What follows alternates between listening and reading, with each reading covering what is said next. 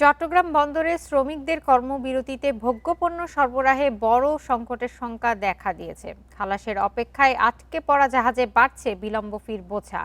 রমজানের আগে আমদানি পণ্য বাজারে পৌঁছানো নিয়েও আছে শঙ্কা। সমস্যা সমাধানে এখনও দৃশ্যমান অগ্রগতি নেই।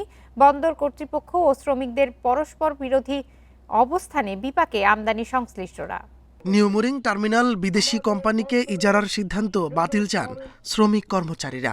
এজন্য ৩০ জানুয়ারি থেকে বন্দরের কাজ বন্ধ রেখেছেন তারা। প্রথম ৩ দিন ১৬ ঘন্টা কাজ চললেও মঙ্গলবার সকাল থেকে চলছে টানা কর্মবিরতি। এতে পণ্য খালাস ও জাহাজীকরণ বন্ধ।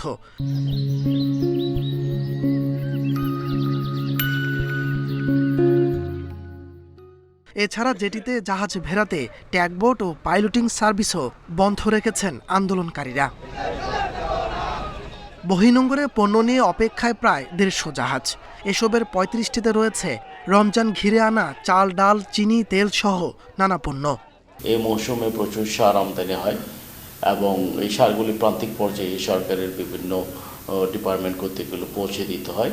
এই সারগুলো সরবরাহের ক্ষেত্রে বিভিন্ন জায়গায় দেখা যাচ্ছে কি সার বোঝায় জাহাজগুলি গেছে, ওগুলি টাইমলি আনলোড হচ্ছে না। তাহলে আমদানিকারক রপ্তানিকারক তারা ড্যামারেজ দিয়েই চলছে, অন্যদিকে তারা ক্ষতিগ্রস্ত।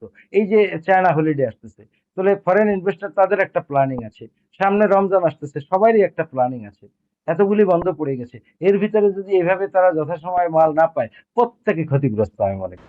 আটকে পড়া জাহাজের প্রতিদিনের বিলম্ব ফি $10,000 থেকে $15,000। খালাসে দেরির কারণে বাজার অস্থিরের শঙ্কাও আছে। আন্দোলনকারীদের দাবি সরকারি পরিস্থিতি জটিল করছে। সরকার আমাদের দাবির প্রতি শ্রদ্ধাশীল হচ্ছে না বিধায় আমাদেরকে এগুলো বন্ধ করে রাখতে হচ্ছে। ফলে বহির্নোঙরে কিছুটা জাহাজ জট হচ্ছে। প্রত্যেকটা কাজের জন্য, প্রত্যেকটা কিছুর জন্যই আমি সরকার এবং কর্তৃপক্ষকে দায়ী করছি। ভোগ্যপণ্যের ৩৫টি জাহাজের বাইরে বহির্নোঙরে আটকে আছে সার, ক্লিংকার, লবণবাহী আরও অন্তত 10টি জাহাজ। Independent news.